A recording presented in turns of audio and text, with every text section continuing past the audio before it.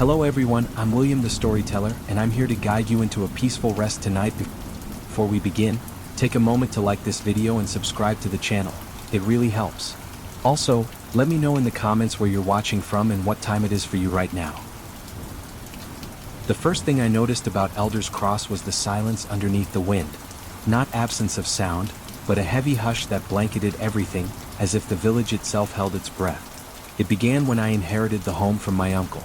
He had lived there for nearly 30 years, a quiet man who rarely visited family and never wrote letters. The solicitor who contacted me said he'd passed in his sleep, alone in a chair by the fire. Peaceful, they said. That word would cling to me later, feel like a lie. The house was a 2-story stone cottage at the edge of the village, nestled between thick woods and a road that ended nowhere. I arrived on a late October afternoon, light already fading, wind chasing dead leaves along the gravel path. The air felt tight, as though the land remembered something awful and had never quite recovered. The villagers were polite but distant. No one smiled too long. They offered short advice: keep your windows latched, don't leave candles burning, avoid the chapel after dusk, and then drifted away like fog. I didn't mind at first. I liked the solitude. The house was cold, but the fireplace worked, and the rooms were filled with old books, heavy drapes, and worn but comfortable furniture. There were carved wooden figures in the corners, silent things with stretched limbs and bowed heads. I assumed my uncle had collected them, though I never knew him to be artistic. That first night the wind started. Not a gentle breeze, not a howl. It was deliberate. A low, droning current that circled the house, pressing against the windows like it was trying to get in. I blamed the elevation or maybe the nearby cliffs. But when I stepped outside in the morning, everything was still. Not a single tree moved. The grass was dry. Yet the wind inside my ears lingered, like a whisper I'd nearly caught. Days passed. The dreams began. I dreamed of bells, soft, rusted bells that swung without chains.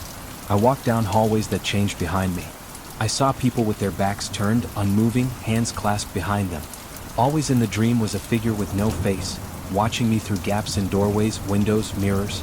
I started finding feathers on the stairs. Long black ones neatly placed. No birds nested nearby. And the wooden figures? They moved. Not in front of me, but I'd find one facing a different direction than the day before.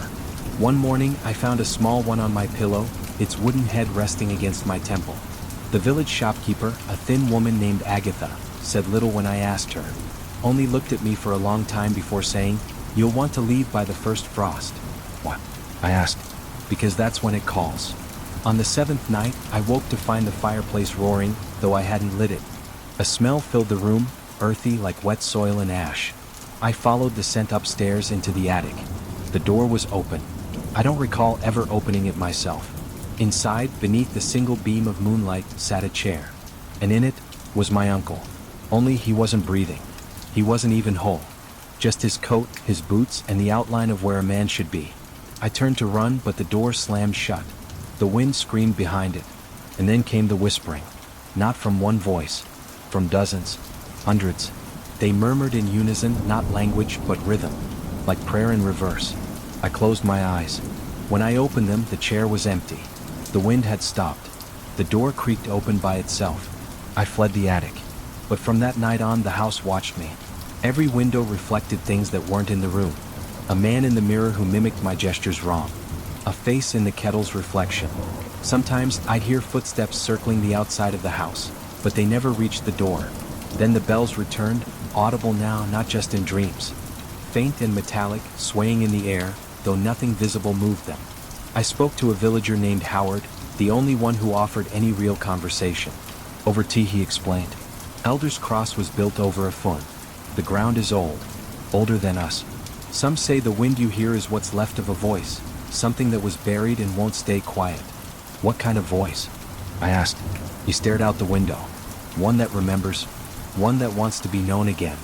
The final night, it snowed early. Just as Agatha had warned, the first frost fell thick and sudden. I tried to leave that evening, car packed. But the road was blocked, fallen trees unnaturally so, like they'd been placed, not blown down. Back in the house, I locked every door, shuttered every window. The wind came again, this time inside. It rose from the floorboards, through the walls, pouring out of the vents. The wooden figures lined the hallway, all facing my bedroom. Bells rang from nowhere.